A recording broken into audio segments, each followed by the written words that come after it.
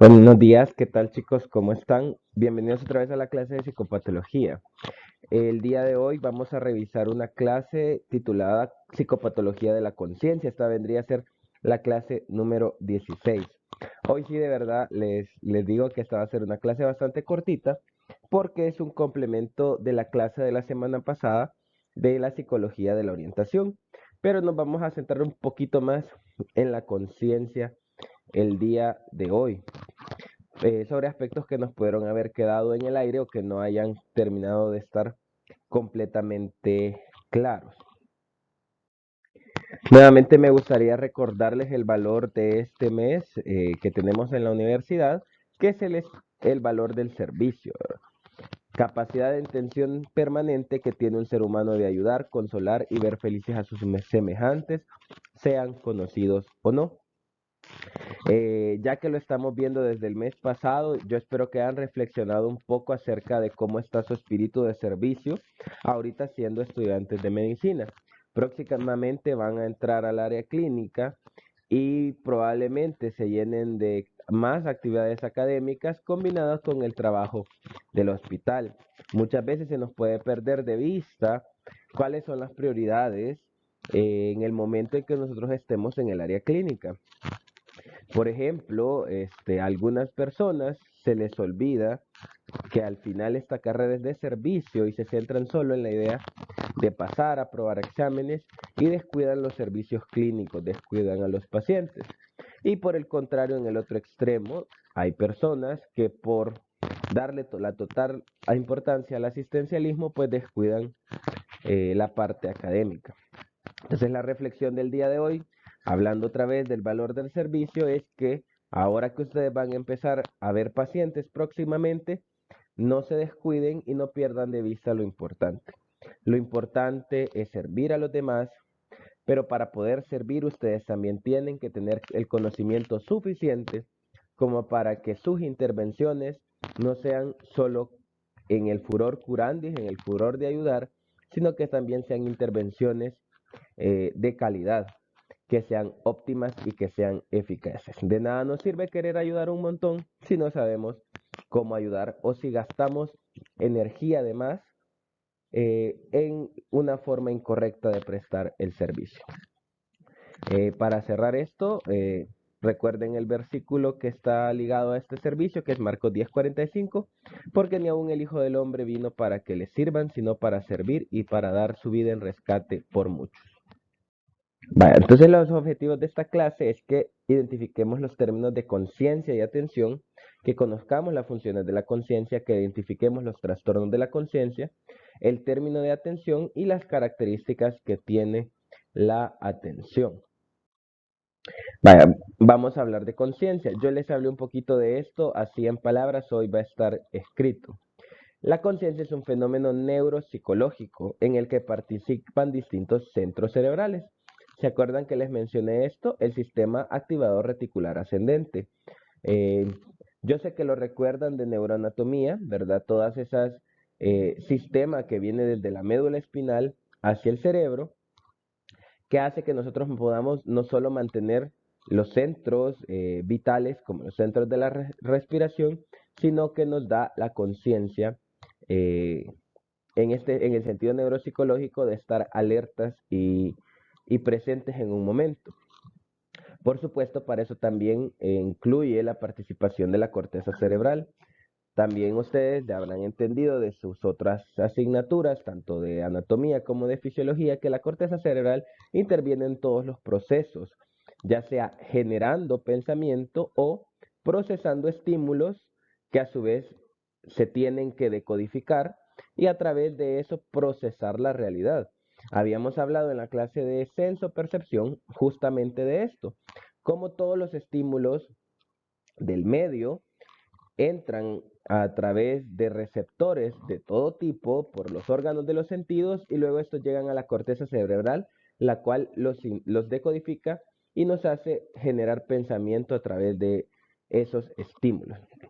Entonces, la conciencia es un fenómeno cerebral primario donde el individuo se da cuenta de su propia existencia, de sus procesos mentales y de los estímulos externos o internos que les afectan. Miren que durante todo el desarrollo de la clase y también en la clase anterior, conciencia lo escribimos con C-O-N-C, no con la S, porque no es exactamente lo mismo. Cuando hablamos de conciencia en un sentido filosófico, ocupamos la S. El hecho de, digamos, conciencia en un sentido de autocrítica. Pero cuando hablamos de conciencia como un fenómeno neuropsicológico, como un fenómeno que interesa a la medicina para valorar el nivel de interacción con el medio desde un punto de vista objetivo, hablamos de conciencia con C.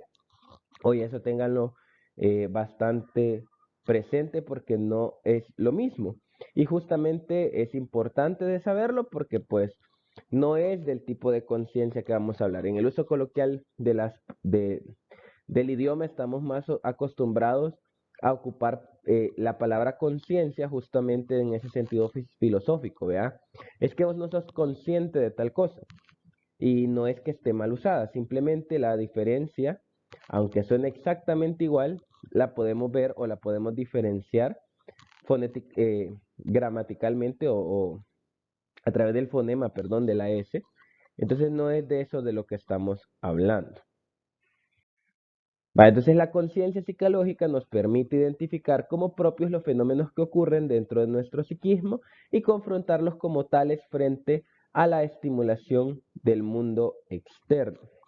Esta definición ya la habíamos visto también en la clase anterior. También esto lo teníamos de la clase anterior, así que pónganle bastante importancia porque probablemente sea pregunta de examen. La conciencia tiene tres funciones. Una función informativa que depende de los sentidos y el almacenamiento de la memoria, como diríamos, de darnos cuenta, ¿verdad? Y pues, como les decía, depende de cómo recogemos a través de receptores, sensaciones de todo tipo del mundo externo y pues estas entran a eh, a nuestra mente, al cerebro. Y pues por supuesto de esto depende el almacenamiento de la memoria. Yo de hecho les decía en la clase anterior, pero hablando justamente de memoria, que para que nosotros pudiéramos guardar algo en la memoria, teníamos que estar plenamente conscientes de ese estímulo o estar alertas al estímulo para que entre a la memoria. Si, por ejemplo, les pongo un ejemplo exagerado, ustedes están en un lugar y detrás de ustedes pasa algo y en ningún momento lo escuchan, lo ven, por muy ominoso que sea, ustedes no lo van a guardar en la memoria porque no estaban atentos a eso, no estaban prestando atención, no estaban recibiendo a través de sus sentidos esa información. Entonces ahí eso fue lo que se detuvo para generar memoria, no hubo una conciencia informativa. De ahí viene la conciencia integrativa, donde nosotros valoramos la información y su relación con necesidades y posibilidades de satisfacción y establece planes de conducta. Esto también tiene mucho que ver con el almacenamiento de la memoria. O sea, cuando nosotros integramos la conciencia, es que de toda la información que estamos recibiendo, de los estímulos externos, nosotros, por decirlo así, como que la clasificáramos, le diéramos orden de prioridad o importancia y ocupemos la información que nos sirve, sobre todo en el momento, para satisfacer necesidades y establecer planes de conducta. Si a la larga algo que nosotros estamos recibiendo como información de nuestros sentidos nos puede servir, aunque no sea en el presente, pues entonces también le damos importancia y lo almacenamos.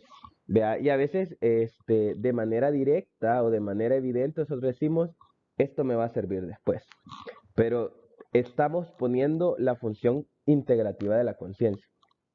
Por último, en la función ejecutiva, nosotros inducimos la acción y regulamos nuestro comportamiento. Vea, también es parte de la conciencia el hecho de que después de recibir el estímulo, integrarlo, darle ese orden de prioridad, pues entonces nosotros generamos una respuesta de acción y de comportamiento. Entonces, no es necesario, ya lo habíamos dicho, tener una enfermedad cerebral para que la conciencia fluctúe. Por ejemplo, puedes fluctuar en estados de somnolencia en la mañana o en la noche. El cansancio y los trastornos disociativos en los que hay alteraciones de la conciencia no son trastornos cerebrales. Yo les había dicho, cuando ustedes se acaban de levantar, no tienen el mismo nivel de conciencia y atención que tendrían, por ejemplo, al mediodía. Por lo tanto, puede que no registren un montón de situaciones que pasan o inclusive lleguen a tener ahí ciertas alteraciones de la sensopercepción por no prestar atención y llegar a pensar que escucharon o vieron algo que no estaba allí o que se deformó, ¿vea? Una alucinación, una ilusión, y no necesariamente eso es patológico. Sin embargo, fuera de estas condiciones, siempre que haya trastornos de la conciencia, debemos pensar en que hay algún estado de gravedad o que la vida puede estar en riesgo hasta demostrar lo contrario. Cuando una persona nos viene con alteraciones de la conciencia y nosotros no tenemos todo el parámetro de decir que esas alteraciones de la conciencia, podríamos decir que es por la hora, podríamos decir que es por otra enfermedad, tanto psiquiátrica como neurológica, entonces pues tenemos que prestarle la suficiente atención. Para los que estuvieron conmigo en laboratorio, lo recordarán, estuvimos haciendo mucho hincapié entre lo orgánico y lo psiquiátrico. Se recuerdan, ¿no? Y pues estuvimos haciendo hincapié que cuando nosotros tenemos justamente alteraciones de la conciencia que fluctúan, o sea, que no son estables, que son súbitas, lo primero que tienen que ir a buscar es una causa médica, o sea, una causa orgánica de por qué está sucediendo. ¿Se recuerdan justamente de mis laboratorios? Estábamos viendo sobre la catotonía específicamente, que tiene mucho que ver con alteraciones de la conciencia, que pueden haber todo tipo de causas tóxicas metabólicas, desde las más sencillas hasta las más rebuscadas, ¿no? Podemos hablar de hiponatremia, de hipoglicemia, de hipocalemia, síndrome de Cushing, enfermedades reumatológicas, hipotiroidismo, hipertiroidismo, hasta de la deshidratación que nos puede causar alteraciones de la conciencia. Y estas alteraciones, por supuesto, que tienen una base orgánica, tienen que irse a corregir o a tratar lo más pronto posible. No nos podemos casar tampoco con la idea que todo es estrictamente psiquiatría. Entonces, clasificación de los trastornos de la conciencia. Vea, cuando hablamos de la clasificación, en primer lugar podemos hablar de aquellas alteraciones de la conciencia que son bruscas y transitorias, o sea, súbitas y transitorias. De estas hay tres tipos: los síncopes, las crisis epilépticas y la conmoción. Vea, acuérdense, estamos en el primer acápite de alteraciones de la conciencia que tienen la característica de ser súbitas y transitorias. Solo son tres: síncope, crisis epilépticas y conmoción. Pónganle atención que puede ser pregunta de examen. Entonces, en el síncope es la pérdida súbita y breve de la conciencia en forma total o parcial, que se acompaña de taquicardia, disnea, sudoración y que no deja secuelas neurológicas. Generalmente el origen de un síncope son los sangrados, el dolor, un golpe de calor, la hipotensión, la ortostática, los estresores, la hipoglicemia, la anemia o las arritmias. Si ustedes se fijan, el síncope completamente tiene una base orgánica, ¿verdad? Y puede ser que esta alteración de la conciencia, lo que la caracteriza es que no deja secuelas neurológicas. ¿Por qué? Porque no es un origen propiamente neurológico, sino un origen más sistémico, ¿verdad? Polisemia, anemia, arritmias, y generalmente son cosas que se pueden corregir. Vea, por ejemplo, un golpe de calor se rehidrata, una hipotensión ortostática mejora haciendo movimientos un poco más despacio de los cambios de posición, la hipoglicemia pues ingiriendo azúcar, etcétera. Las crisis epilépticas. La mayor parte de las crisis epilépticas se acompañan de pérdida súbita de la conciencia. Sin ser esta una clase de neurología, les recuerdo que en las clasificaciones más recientes de la epilepsia debemos saber que hay crisis focales y crisis generalizadas. Creo que es lo que más nos interesa entender. En una crisis focal, nosotros tenemos una epilepsia donde solo una parte del cuerpo, solo un área de la corteza cerebral está teniendo el aumento de la actividad cerebral que nos genera pues una convulsión o una crisis epiléptica. Eso significa que las crisis focales pueden ser, por ejemplo, algo tan sencillo como un temblor de los dedos, y por supuesto para poder determinar eso necesitamos un electroencefalograma. Sin embargo, lo que nosotros conocemos como epilepsia es en realidad un tipo de epilepsia generalizada o crisis generalizada que también se le llama convulsiones tónico-clónicas. ¿Vea? Porque justamente el fenómeno de ver caer a la persona, verlo sacudirse, eso se llama convulsión tónico-clónica generalizada. Vea, ¿por qué? Porque el tono y la rapidez del movimiento se alteran, ¿no? Entonces, justamente en este tipo de crisis epilépticas es que vamos a ver pérdida súbita de la conciencia, no necesariamente solo en esa, sino principalmente lo que llamamos periodo postictal. Suele durar generalmente algunos minutos y no necesariamente es una pérdida total de la conciencia, sino que puede ser una disminución de la conciencia. Puede estar soporoso, obnubilado, poca reacción, pero vamos a ver alguna alteración. También hay un tipo de crisis epilépticas que las habrán oído, que son las crisis de ausencia, que justamente ahí se podemos hablar de una crisis epiléptica que se caracteriza por una alteración de la conciencia. Se ve justamente como una alteración de la conciencia. Otra vez es una causa médica. Luego tenemos las conmociones. Una conmoción es la pérdida de la conciencia debido a un trauma craneoencefálico, sin existir fracturas o secuelas neurológicas, pero que al recuperar la conciencia se puede acompañar de cefalea, cansancios, mareos, irritabilidad o ansiedad. Vaya. Eh, Como tal, ese tipo de pérdida de la conciencia nosotros ya lo llamamos conmoción, pero ustedes lo van a ver cuando lleven cirugía y revisen un librito que se llama ATLS, vea que es cómo tratar los traumas en cirugía, que nosotros tenemos dos tipos de lesiones cerebrales sin que el cerebro se rompa, que son las contusiones y las concusiones. Básicamente es esto, si este es el cerebro, y yo recibo un golpe en el cráneo y digamos el golpe de este lado, si la fuerza del golpe cae justamente de este lado del cerebro y el cerebro pues por supuesto se inflama y genera un edema, esa es una contusión.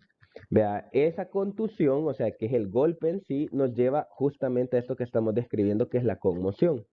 Pero si nosotros tenemos otra vez un golpe en la calota craneana, la otra posibilidad es que por este golpe el cerebro, por decirlo así, como que se golpee del otro lado del cráneo. Aunque la fuerza se recibió acá, no cae ahí verdaderamente el impacto, sino que golpea del otro lado de la calota y esa es una concusión. ¿Vea? Entonces, pero en sí, eso es el golpe. En sí, la alteración de la conciencia se llama conmoción. Pueden ser súbitas, ¿verdad? Pero pues en ocasiones tampoco las vamos a ver a la ligera porque tenemos que hacer más estudios, ¿no? Tenemos que ver TAC, resonancia, pero con TAC está bien.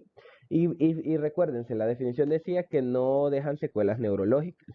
O sea, si ustedes tienen una conmoción y encuentran que tiene una hemorragia cerebral a causa del golpe, pues ya no es una pérdida sin secuelas neurológicas. O sea, ustedes saben del golpe, lo documentan, le mandan exámenes, le mandan la TAC está normal, y entonces ustedes dicen, ah, bueno, entonces es una conmoción, porque ya recuperó la conciencia y no hay ninguna secuela neurológica. Es conmoción. La segunda forma en que nosotros clasificamos las alteraciones de la conciencia son porque hay disminuciones graduales de la conciencia, o sea, el nivel de la conciencia es el que disminuye. Esto lo hablamos en la clase anterior, que son los términos de obnubilación, somnolencia, estupor, coma y muerte cerebral.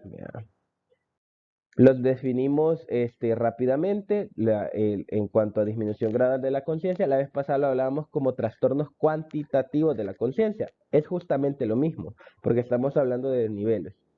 El primer nivel es la obnubilación. Hay un enturbiamiento leve, fatigabilidad, deterioro de la atención, descenso de la reactividad ante estímulos externos. Por ejemplo, una persona que se despierta después de un sueño profundo o excesivo cansancio. Por eso les decía, no necesariamente hay que tener una enfermedad para tener alteraciones de la conciencia. En segundo lugar tenemos la somnolencia, que es el deseo irresistible de dormir. Vea, en este caso, inclusive, el mismo hecho de no dormir la noche anterior nos puede causar una somnolencia.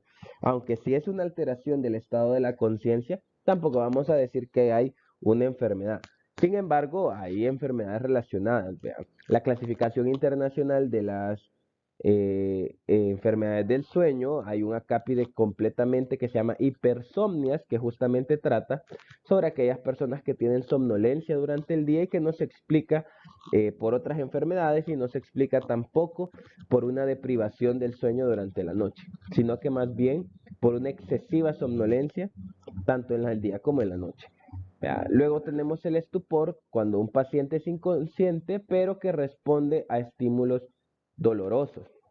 Aquí vemos cómo avanza un poco más, ¿verdad? O sea, el paciente no tiene reactividad con el medio, de hecho está como pasivamente a reactivo, o sea, dormido, digámoslo así, pero si nosotros hacemos un estímulo doloroso, ese paciente responde. Entonces, no está del todo desconectado con el mundo exterior si recibe estímulos dolorosos, ¿vea? Que ese es el por qué hacemos esta diferencia. Que aunque en un sentido espontáneo no está con el medio, pero ese estímulo doloroso es un estímulo del medio externo, así que lo reconoce. Las siguientes definiciones que tenemos que tener claras son las de coma y muerte cerebral. Establezcamos aquí la diferencia. El coma es la pérdida completa de la conciencia, la sensibilidad y la motilidad. Hemos estado hablando bastante que las alteraciones de la conciencia incluyen, o sea, se resumen en no poder ser conscientes del mundo exterior. Por supuesto, esto incluye que hay alguna falla de alguna manera en la recepción de los estímulos y en el procesamiento de estos. Entonces, no nos vayamos a confundir que esta es una alteración de la ascenso-percepción, porque en las alteraciones de la ascenso-percepción la conciencia está intacta. Lo que está mal es la percepción del estímulo externo. Pero aquí lo que tenemos es que definitivamente no captamos el mundo externo a través de estímulos. Entonces, en el nivel en que nosotros tenemos la completa pérdida de los estímulos, a eso nosotros le llamamos coma. Hay pérdida de conciencia, de sensibilidad y de la motilidad. Ahora, eso es una definición que nosotros la vamos a dar por clínica. O sea, el paciente no nos da respuesta a estímulos ni dolorosos, ni verbales, ni de ningún tipo. Sin embargo, cuando queremos hacer nosotros el diagnóstico de muerte cerebral, para eso nosotros tenemos que ocupar exámenes de gabinete. O sea, una persona que está en coma probablemente ya esté en muerte cerebral, pero para poder determinar eso, tenemos que hacer pruebas de gabinete en neurológico, como los electroencefalogramas y los potenciales de activación, ¿verdad? Si todo esto no sale mal, no sale ausente, pues entonces dictaminamos una muerte cerebral. ¿Por qué? Porque ya no hay actividad cerebral de ningún tipo y por esto justamente la persona está en coma. No necesariamente una persona en coma no tiene nada de actividad cerebral. Por el contrario, puede ser que sus otras alteraciones médicas lo tengan así, vea. Llamémosle entre comillas en un estado transitorio, que si los intensivistas son lo suficientemente acuciosos para poder llevar estrictamente ese proceso, pues lo pueden revertir, ve ahí también la fortaleza del paciente. Pero pues ya para hablar de una muerte cerebral necesitamos exámenes neurológicos de gabinete. Eso tengámoslo como claro. Ahora pasamos otra vez a la atención. Esto también ya lo revisamos en la clase anterior. La atención es una función psicológica que permite focalizar, identificar y retener estímulos relevantes en el campo de la conciencia. O sea, por supuesto, ya lo decíamos en la clase anterior, que una va ligada con la otra. O sea, para poder prestar atención tenemos que estar definitivamente conscientes. Entonces, la atención nos permite, dentro de la infinidad de estímulos, ignorar unos, captar otros y mantener una actitud receptiva según el interés y la motivación. Ya les había hablado de este ejemplo, ¿verdad? En el aeropuerto, acerca de las tasas de cambio. Parece el aeropuerto de la Ciudad de México. Este, pero yo creo que la foto tiene esta importancia. Cuando ustedes van, bueno, la habrán visto, si han pasado por algún aeropuerto, que están todos estos casas de cambio, pues diferencia la una con la otra no la hay. ¿Qué nos hace prestar atención o decidirnos por una quizás porque es la que está más cerca, porque los colores son llamativos, porque es la que parece más accesible, por cualquier situación, la luz. Eso es atención, justamente eso es atención. Como nosotros ignoramos algunos estímulos y captamos otros. Mucho tiene que ver con nuestros intereses y nuestra motivación, como les decía. O, por ejemplo, si hemos prestado bastante atención que de pronto en este ejemplo del banco, pues veamos una mejor tasa de cambio y digamos, pues por allá voy, ¿no?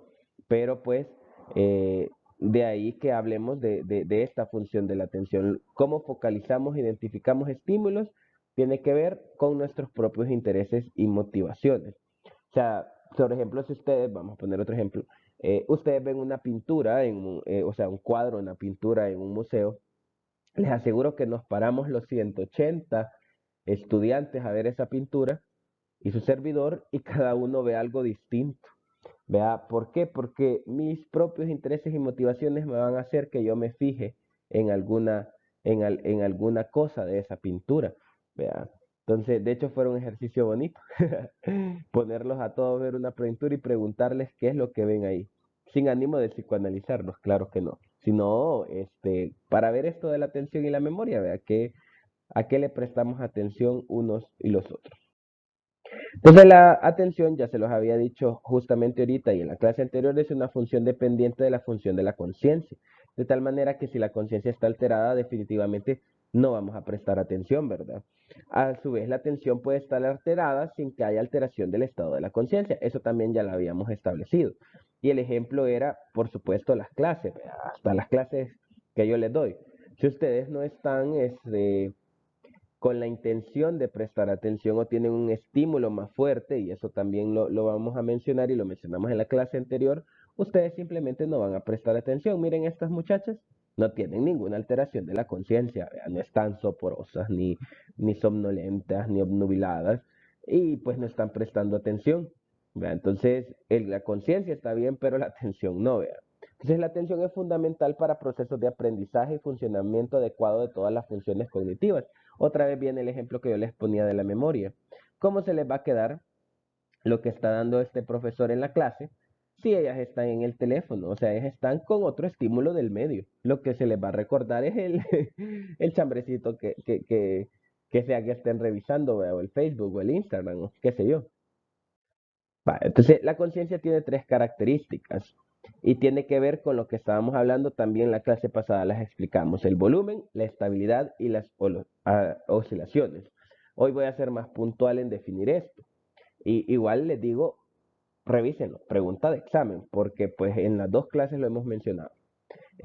Primero el volumen, y esto es que todos tenemos un máximo de estímulos que podemos estar captando al mismo tiempo. Se dice que generalmente son de 5 a 7, pero yo me atrevería a decir que hay personas que tienen mayor volumen de estímulos, o sea, que pueden captar su atención al mismo tiempo, y personas que tenemos menor volumen de estímulos. Yo, por ejemplo, no puedo estar hablando con alguien en el chat hablando de otra cosa. No puedo, de verdad que no puedo. La estabilidad, ¿vea? La permanencia de un estímulo señal dominante en el campo de la conciencia en varias unidades de tiempo. ¿Vea? ¿Qué significa eso? Que tanto tiempo nosotros le podemos prestar atención a un estímulo. En la clase anterior yo les ponía el ejemplo de que conforme nosotros vamos avanzando en edad, así es la cantidad de tiempo que le podemos poner a un estímulo en una clase, ¿vea? Y pues lo mismo sucede con otras cosas, ¿vea? O sea, de hecho, por ejemplo, no lo han notado, hay películas muy, pero muy buenas, pero demasiado largas. Y es mentira que uno les puede prestar atención. Se me viene a la mente, y casualmente del mismo director, vea, Titanic o Avatar. Yo creo que porque son películas muy conocidas y las hemos visto en más de una ocasión, tenemos como presente todo lo de la película, pero realmente, y si ustedes la fueron a ver al cine en su momento o la ven en su casa, saben que tienen que hacer una su pausa para ir al baño, comer algo, o inclusive verla en dos partes porque son demasiado largas. Entonces, la estabilidad también varía de persona a persona. Habrá quienes me digan que tienen suficiente estabilidad para un estímulo tan largo. Sí, es cierto. Pero pues cada quien tiene esa unidad de tiempo, ¿no? Cada quien puede, digamos, decir, ah, sí, yo una media hora puedo prestar atención, después de eso ya no, O no, yo puedo pasar 2 horas o una mañana en algo. Es diferente para cada persona. Y luego las oscilaciones, vea. Proceso por el cual el conjunto de estímulos y señales pueden estar en un momento y tener carácter dominante en el campo de la conciencia y en otro momento haber perdido el carácter. O sea, en el día a día nosotros estamos teniendo estímulos todo el tiempo. Y justamente un estímulo puede en algún momento estar dominando el campo de la conciencia y luego pues ser secundario a pesar de que el estímulo no se haya ido o que no del todo le quitemos la atención. Y justamente podría poner de ejemplo otra vez las películas. ¿Qué tal yo estoy viendo una película en mi casa? Yo puedo empezar prestando atención 1 hora, pero después de esa hora, pues me pongo en algo se vuelve prioridad. Justamente, y se me venía este ejemplo, porque justamente estaba hace un rato viendo una película, y me pasó 2 veces, que la primera mitad la vi, la segunda mitad no le puse atención. Bueno, dije yo la voy a volver a ver y me volvió a suceder exactamente lo mismo. Esas son las oscilaciones. Bueno, ¿cómo clasificamos los trastornos de la atención? Podemos hablar de inatención, distractibilidad, perseveración, inatención unilateral y extinción temporal. Vale, lo vamos a definir una por una. Distractibilidad, que es la incapacidad de concentrarse en un estímulo. La inatención, que es la incapacidad total de poner atención, por ejemplo, en la manía.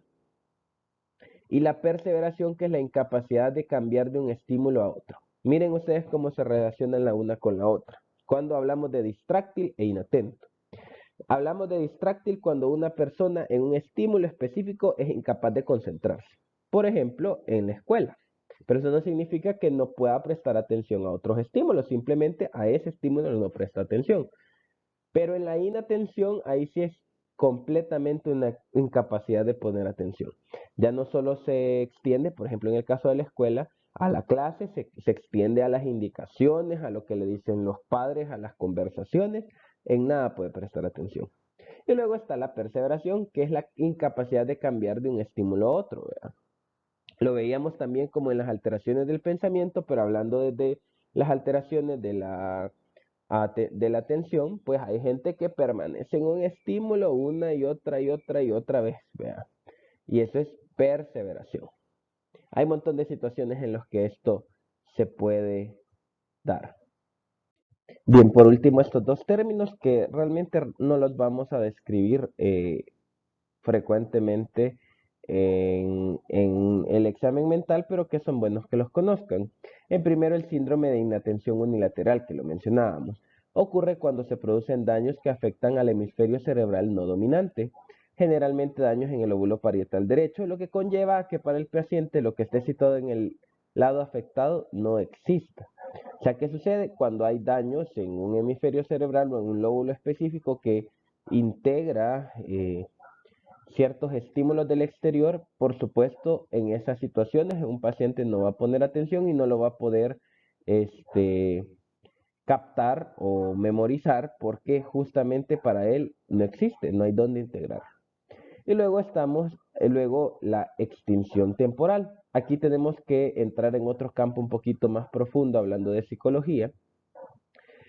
Ustedes habrán oído acerca del condicionamiento y el reforzar conductas a través de estímulos o a través de ciertas conductas también de quien refuerza el comportamiento. Entonces, una extinción temporal se da cuando un comportamiento se deja de reforzar, por lo tanto, deja de ocurrir.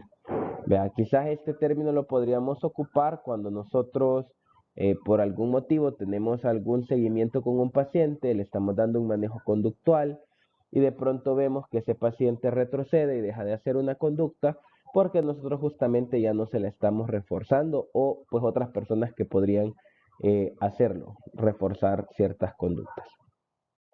Bien, aquí terminamos esta clase. Este, pues los dejo, pues sus preguntas o comentarios que ustedes las pueden tener, la pueden hacer ya sea en los laboratorios presenciales, en el foro, que sería la forma más adecuada, si todos podemos leer esas preguntas, vea, y pues sus comentarios también. Espero yo que ya avanzado a lo que vayamos al ciclo, ya vamos casi a la mitad del ciclo, estamos en el segundo cómputo, ¿no? Ya tengamos como bien presente y una idea de lo que es la psiquiatría, de lo que es la psicopatología, cómo nosotros hacemos este análisis de los pacientes, no solo desde lo psicológico, también desde lo médico, como esperamos que ustedes tengan eso como médicos generales, el poder sospechar, ¿verdad? Sospechar tanto a psiquiatría como sospechar a alteraciones orgánicas que son neuropsiquiátricas y que nos llevan a otras cosas. Pues ahí les dejo, como les digo, el foro de preguntas, estamos ahí pendientes, igual cualquier comentario que tengan acerca de las clases, soy todo oídos, vea, si les parecen que son muy largas, muy cortas, muy aburridas, que si no ponemos suficientes ejemplos, pues me dicen y vemos qué hacemos o vemos cómo los mejoramos. Va, pues chicos, cuídense, pasen una feliz semana, feliz asueto del 15 de septiembre, ¿verdad? También, pues tengan eso siempre, los valores cívicos, y pues los valores cívicos son valores cristianos también. Entonces cuídense y nos vemos en la siguiente clase.